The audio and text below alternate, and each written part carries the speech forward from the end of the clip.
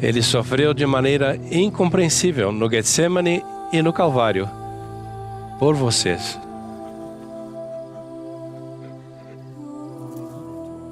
Sua expiação infinita é para vocês. Eu os exorto a devotar tempo todas as semanas, pelo resto de sua vida, para aumentar sua compreensão da expiação de Jesus Cristo.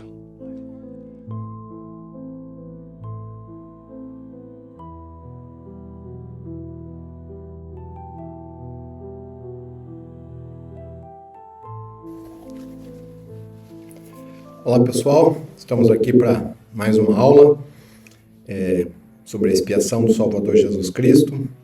Hoje a nossa aula é a aula número 16. Lembrando que esse curso é baseado no livro do Elder Callister, A Expiação Infinita, né? E a gente procura ser muito fiel ao que tem no livro, com muito poucas inserções que não estão no livro, ok? Sempre que elas não estão no livro, normalmente eu aviso que elas não estão. Lembrando os irmãos para se inscreverem, divulgarem a Central das Escrituras, né? Ela tem inclusive em espanhol, né? Não essa aula, mas outros cursos também na língua espanhola para aqueles irmãos que falam espanhol. Então vamos à nossa aula de hoje, né? Que é essa aula 16, sempre reforçando que a expiação é composta desses 3 atos grandiosos da história da humanidade e do universo, né? O Getsemane, a cruz e a ressurreição gloriosa. O capítulo hoje é o capítulo 18 do livro, a bênção da paz de consciência. Um poder consolador. Entre muitas bênçãos, a expiação proporciona paz. Não apenas nos purifica, mas nos consola. Descobri por experiência própria, diz o Elder Callister, que essas 2 bênçãos nem sempre vêm juntas. Em certa ocasião, conheci bons santos que creio que se arrependeram completamente e partilharam do poder purificador do sacrifício do Salvador, mas que ainda confessam viver com consciência pesada. Não veem como o Senhor pode perdoá-los pelo que fizeram. Notei isso vividamente quando realizava uma entrevista para recomendação para o templo com um converso de uns 15 anos. Ele tinha sido fiel e devotado desde o dia do seu batismo, mas ainda se questionava se o Senhor poderia realmente perdoá-lo pela vida desregrada que levara antes de ouvir a mensagem do Evangelho. Esse perdão lhe parecia algo grande demais para pedir. Não creio que ele seja o único a ter esses sentimentos. Embora creio em Cristo e em sua expiação, algumas pessoas, de modo inocente, porém incorreto, estabelecem limites para seus poderes regenerativos. De alguma forma, converteram a expiação infinita em algo finito. Pegaram a expiação e a circunscreveram com um limite artificial que não cobre o seu pecado específico. Stephen Robinson fez um comentário semelhante. Ele diz: descobri que há muitos que acreditam que Jesus é o Filho de Deus e que ele é o Salvador do mundo, mas não acreditam que ele possa salvá-los. Acreditam em sua identidade, mas não em seu poder de purificar, de limpá-los e de salvar. Ter fé em sua identidade é apenas metade do princípio. Ter fé em sua capacidade e em seu poder de purificar e salvar, essa é a outra metade. Aqueles santos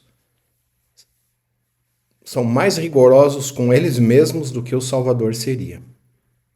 Em certo sentido, adotaram seus próprios parâmetros de justiça e misericórdia.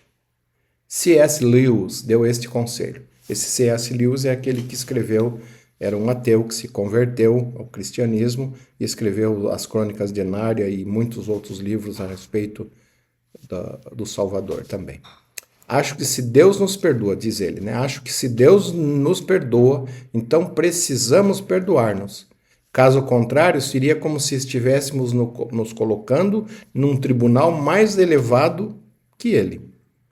Essa atitude pode até suscitar a ira do Senhor, como observou Enoque. Está irado, ó Senhor, contra este povo, porque não compreende a misericórdia que lhe concedestes por causa do teu filho? Enoque é um profeta que é citado no livro de Mórmon, mas nós não sabemos onde ele viveu, quando, né? Mas é um profeta que estava nas placas de latão, mas não temos na nossa Bíblia hoje. Em resumo, aqueles santos são seus próprios obstáculos à paz de consciência. Esse é um dos motivos pelos quais é tão essencial compreender a expiação e sua natureza infinita, buscar os porquês e como, bem como as consequências, porque à medida que nossa compreensão da expiação aumenta, nossa capacidade de perdoar-nos e de perdoar outras pessoas também aumenta. Quando compreendermos mais plenamente a profundidade a que desceu o Salvador, a amplitude de que ele atingiu, as alturas a que subiu, poderemos aceitar mais prontamente o fato de que os nossos próprios pecados estão dentro da vasta esfera de seu domínio conquistado. Passamos então a acreditar não apenas na infinita extensão da expiação, mas em sua abrangência infinita. A carinhosa oferta do Salvador, a minha paz vos dou, passa de uma esperança abstrata para uma profunda realidade pessoal. Nesse momento, recebemos não apenas o poder purificador, mas também o poder consolador da expiação. O apóstolo Paulo falou desta bênção dizendo: Nosso Senhor Jesus Cristo nos amou e em graça nos deu uma eterna consolação e boa esperança. E por meio deste poder consolador que nossas cargas podem se tornar leves pela alegria de seu Filho. Podemos ser gratos e aceitar o convite de Jacó que fez a seu povo, dizendo: lembremo-nos dele e deixemos de lado o pecado, e não inclinemos a cabeça, pois não fomos rejeitados. Podemos receber tão grande alegria que advém aos que receberam uma remissão de seus pecados depois de haver adquirido conhecimento da glória de Deus. O povo do rei Benjamim se debateu para obter o poder consolador dessa paz.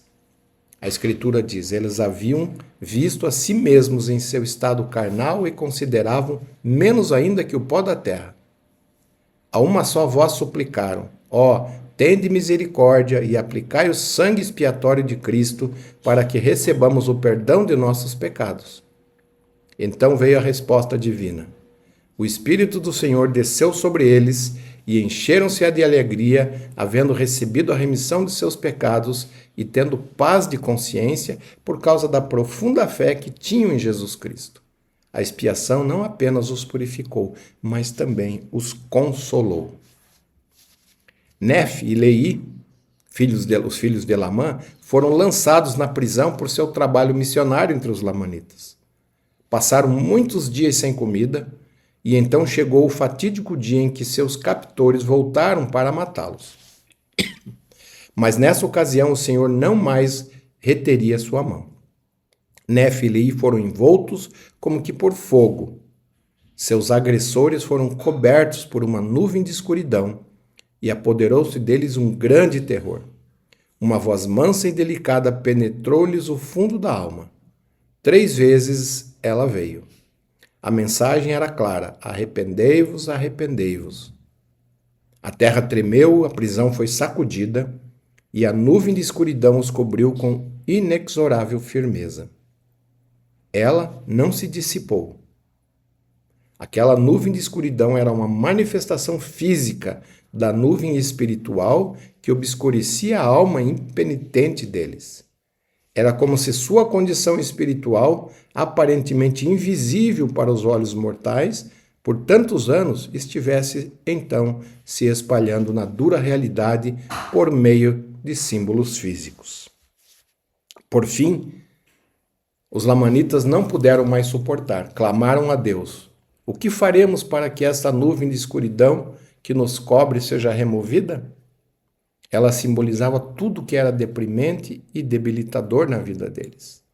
Então, Aminadab, um dissidente nefita, com veemência deu a resposta que não apenas dissiparia a nuvem física, mas também a nuvem espiritual que os cobria.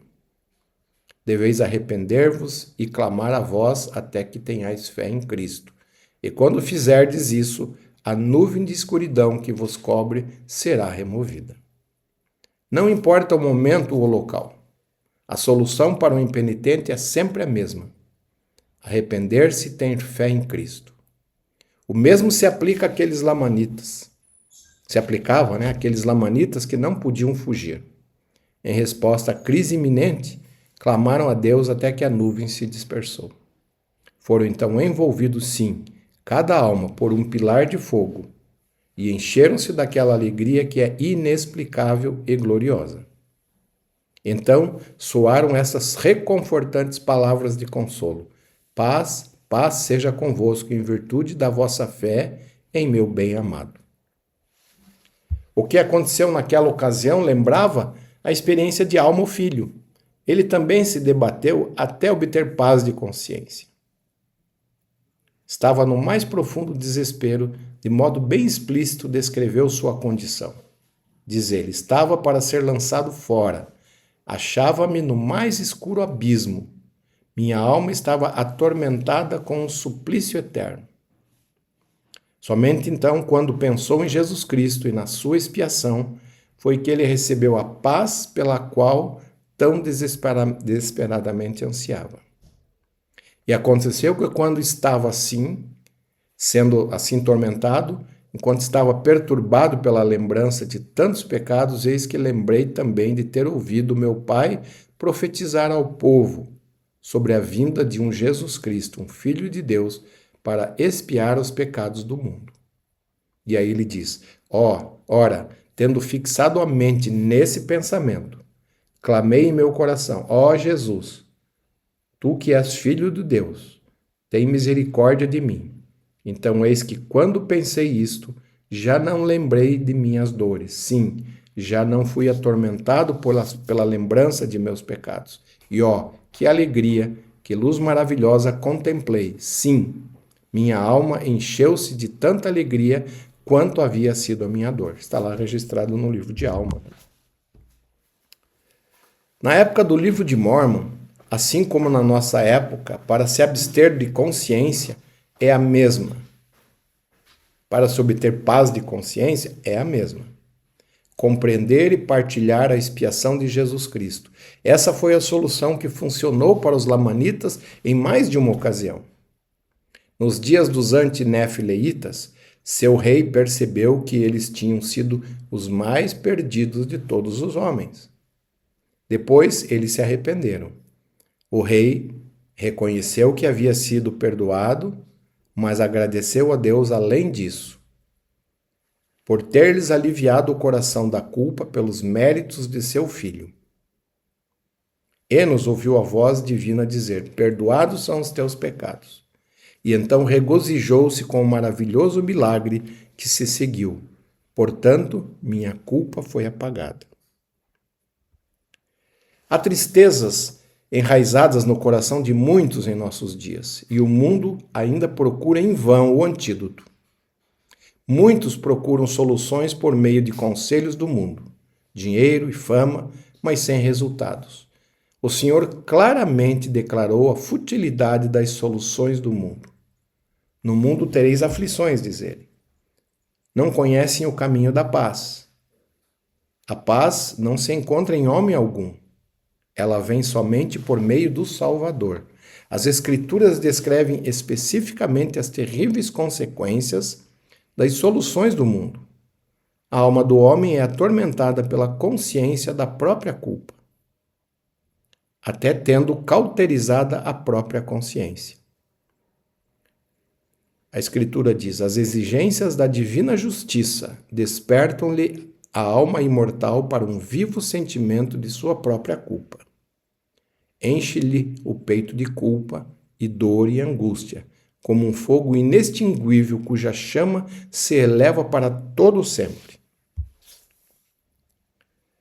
Nefe acrescenta essa advertência: os culpados consideram, portanto, a verdade dura, porque penetra-lhes até o âmago. Os iníquos são aqueles que fugirão sem ninguém os perseguir,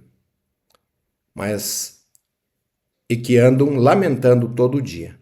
Jó falou de modo severo, porém verdadeiro, a respeito daqueles que nada têm a oferecer além do consolo do mundo. Como, pois, me consolais com vaidade? Pois nas vossas respostas ainda resta a transgressão. Todas as sedutoras tentações, programas falsos e promessas ilusórias de Satanás, englobadas de um modo ou de outro nas soluções do mundo, com todo o seu apelo multidimensional, oratório e brilho, simplesmente desabam diante desta declaração do Senhor consagrada pelo tempo. Não há paz para os ímpios, diz o meu Deus, está lá em Isaías. A letra do hino expressa isso de modo tocante. A letra diz: onde encontrar a paz e o consolo quando o mundo estiver contra mim? E assim sabe que a paz e o consolo é o Salvador Jesus Cristo. O Senhor deu a resposta a essa pergunta: deixo-vos a minha paz vos dou, não vou-la dou como o mundo a dá. Essa paz por ele mencionada é a paz que excede todo o entendimento. Ela somente é encontrada quando passamos a conhecer, valorizar e aceitar a expiação de Jesus Cristo. Então, a paz nos será multiplicada pelo conhecimento de Deus e de Jesus, nosso Senhor. Amon foi uma testemunha viva disso. Ele falou da desesperança daqueles que tentaram seguir outro caminho. Ele diz: eis que essa é a alegria que ninguém recebe, senão o verdadeiro penitente, e que humildemente busca a felicidade. Davi sabia da futilidade de buscar outra fonte de paz. Ele disse: agora, pois, Senhor, que espero eu? A minha esperança está em ti. Depois desse tocante sermão do Salvador sobre o pão da vida, talvez mais memorável sermão pregado depois do Sermão da Montanha, muitos de seus discípulos o abandonaram. O Salvador então se voltou para Pedro e perguntou: quereis vós também retirar-vos? Pedro deu uma resposta que arde em todo o coração e está pendurada em cada lareira: Senhor, para quem iremos nós? Tu tens as palavras de vida eterna. Podemos vasculhar o mundo em vão, podemos limpar os diários do pensamento, podemos brincar com as filosofias dos homens, mas por fim veremos que não há esperança, não há paz duradoura, a não ser em Jesus Cristo. O sacrifício expiatório de Cristo e nossa plena aceitação dele é o antídoto espiritual que cura a alma aflita. Esse é o antídoto que substitui o desprezo por esperança, o desespero por esperança, as trevas pela luz e o tumulto pela paz. Foi esse antídoto que funcionou para Zezron. Ele estava acamado com uma febre ardente. Relembrava seus muitos pecados, crendo que não havia libertação para o que fizera. Então a alma fez a pergunta que mudou tudo: crês no poder de Cristo para a salvação? Se crês na redenção de Cristo, pode ser curado. A resposta foi afirmativa. A cura que se seguiu não foi apenas física, mas também espiritual. O pré-requisito era uma crença na expiação de Jesus Cristo.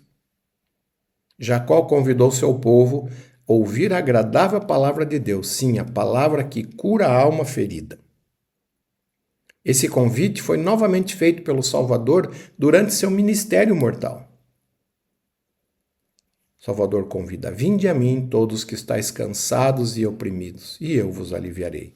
Tomai sobre vós o meu jugo e aprendei de mim, e encontrareis descanso para vossas almas. Nefe falou dos dias gloriosos em que o Filho da retidão aparecer-lhes-á, aos justos, é claro, e curá-los-á, e eles terão paz. O Senhor deseja ansiosamente que tenhamos essa paz. Essa é uma das dádivas de sua expiação. Tal como qualquer pai amoroso, ele anseia em cobrir-nos de dádivas que resultem em nosso bem-estar espiritual. Nem a cura do corpo, nem a cura do espírito estão completas sem a paz de consciência. Foi por isso que o Senhor disse ao homem paralítico: Filho, tem bom ânimo, perdoados te são os teus pecados.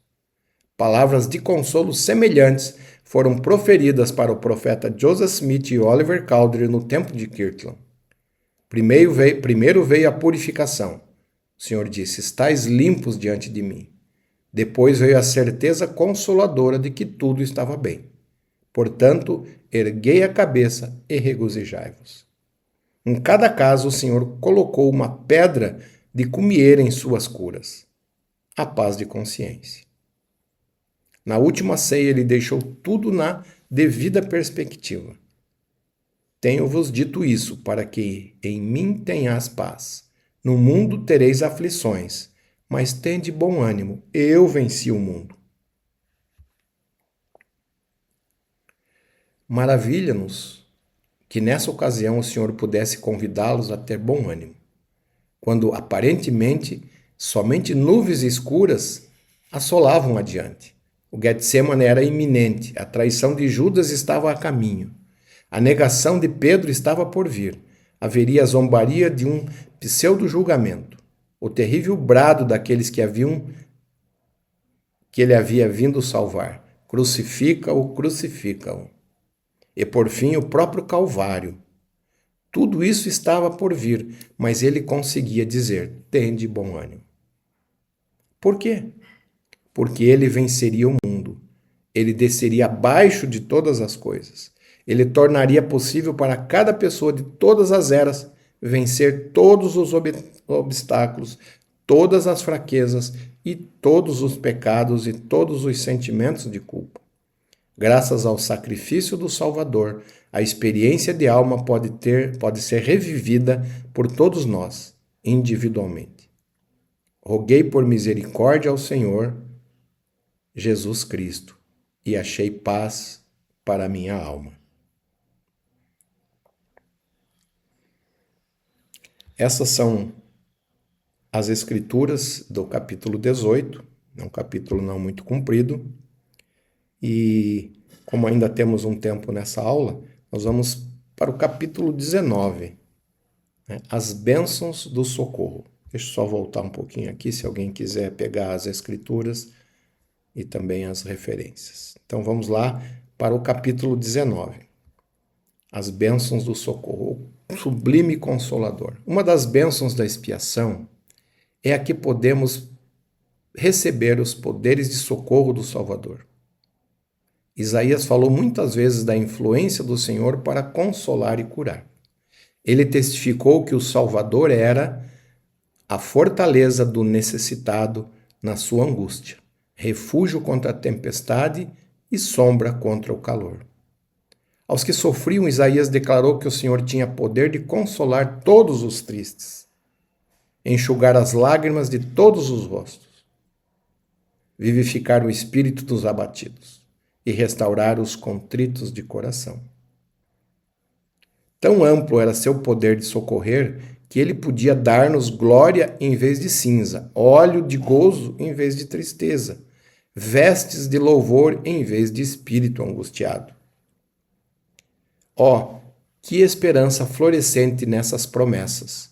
Embora a nossa vida pareça vazia e sem sentido, talvez reduzida a não mais do que as cinzas espalhadas de um curso que tende à autodestruição, há um milagroso renascimento, uma fênix espiritual que emerge com nossa aceitação do Salvador e de sua expiação.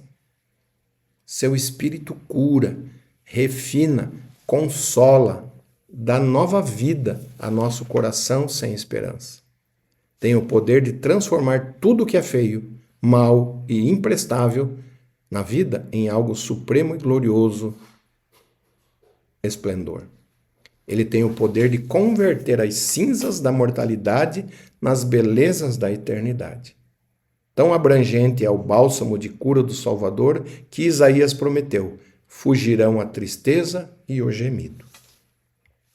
Ao mesmo tempo, em que o Salvador conhece todas as coisas no Espírito, ele também conhece as dores, enfermidades, tentações do homem vivenciados na carne. Ele nunca permitiu que o poder divino o isolasse ao trilhar os caminhos dos mortais. Ele decidiu permitir que toda dor, aflição e fraqueza do homem transpassasse e envolvesse a sua estrutura física.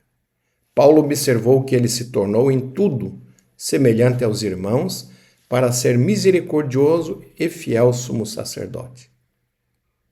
Eu gosto muito, né? O Salvador viveu essas coisas na carne, com a nossa natureza carnal.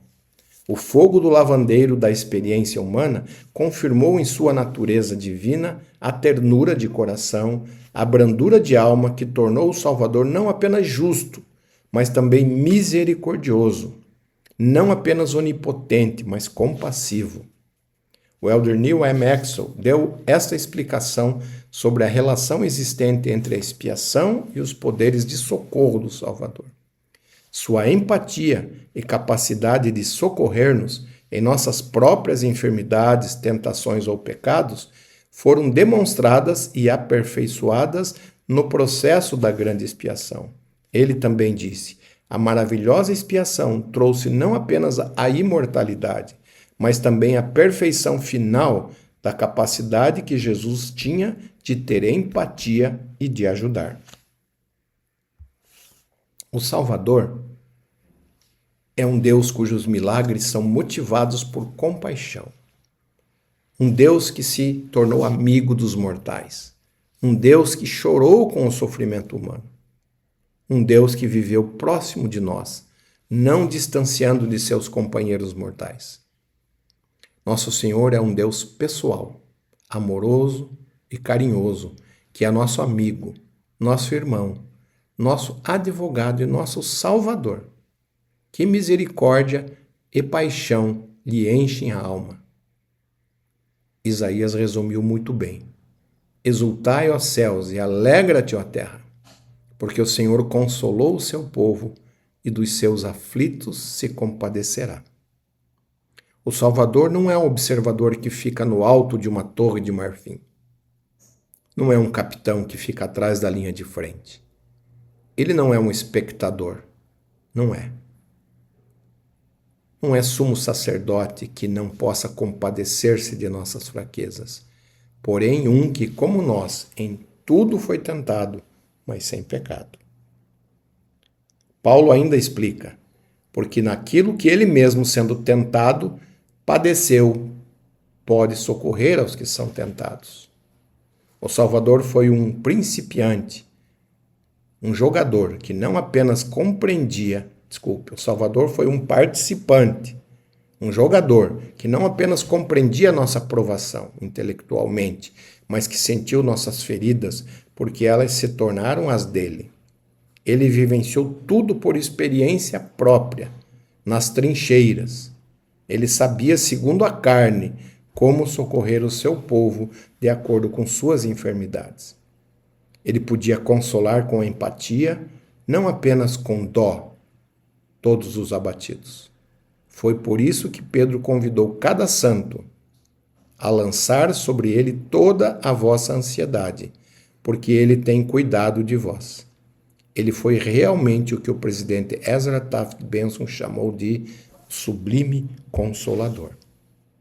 Mormon, em suas palavras finais na mortalidade, dirigiu-se a seu filho Moroni. Citando as atrocidades dos lamanitas, depois acrescentou essa severa condenação de seu próprio povo. Nessa terrível situação, será que Mormon poderia oferecer alguma esperança para seu fiel filho Moroni? Ouçam essas maravilhosas palavras de consolo de um pai sensível. Mormon diz: "Sê fiel em Cristo, meu filho, e oxalá não te aflijam as coisas que te escrevi, a ponto de causar-te a morte, mas possa Cristo animar-te, e os seus sofrimentos e a sua morte, a manifestação do seu corpo a nossos pais, e sua misericórdia e longanimidade, e a esperança de sua glória e da vida eterna permaneçam em tua mente para sempre." Não importa quão perdido esteja o mundo em geral. Não importa quão depravado ou degenerado ele se torne, ainda haverá uma radiante luz de esperança para aqueles que tiverem fé em Cristo. Aqueles que se concentrarem nele e em seu sacrifício expiatório, aqueles que permitem que essas gloriosas verdades permaneçam em sua mente constantemente, descobrirão que o poder de Cristo de elevar a alma humana transcende até os mais pesados fardos que o mundo possa lançar-lhes aos ombros. Há certo otimismo espiritual que acompanha o estudo e a ponderação da expiação. Essa serenidade espiritual, por fim, foi alcançada por Abraão, mas somente depois que seu espírito conturbado conseguiu transpor o véu da história e ele pôde ver com os olhos proféticos os dias do Filho do Homem e alegrou-se em sua alma e sua alma encontrou descanso. Alma, conhecendo a fonte de sublime consolo, clamou: Ó Senhor, meu coração está extremamente aflito, consola minha alma em Cristo. Nenhum mortal pode exclamar: Ele não conhece a minha aflição, porque minhas provações são inigualáveis. Não há que esteja fora da esfera da experiência do Salvador. Como observou o Elder Maxwell, nenhum de nós pode ensinar qualquer coisa a Cristo a respeito da depressão. Como resultado de sua experiência mortal, que culminou na expiação, o Salvador conhece, compreende e sente todas as condições humanas, todas as dores humanas e todas as perdas humanas. Ele pode consolar todas elas, pode aliviar os fardos como ninguém, pode ouvir como ninguém. Não há dor que ele não possa aliviar. Não há rejeição que ele não possa amenizar. Não há solidão que ele não possa consolar. Seja qual for a aflição que o mundo lançar sobre nós, ele tem um remédio com sublime poder de cura. Truman Madsen falou com veemência a respeito dos poderes do consolo do Salvador. Nenhum sofrimento humano, nenhuma perda trágica, nenhum fracasso espiritual está além do âmbito de seu conhecimento e de sua compaixão atuais. E qualquer teologia que ensine que há algumas coisas que ele não sofreu é uma falsificação de sua vida. Ele conheceu todas elas.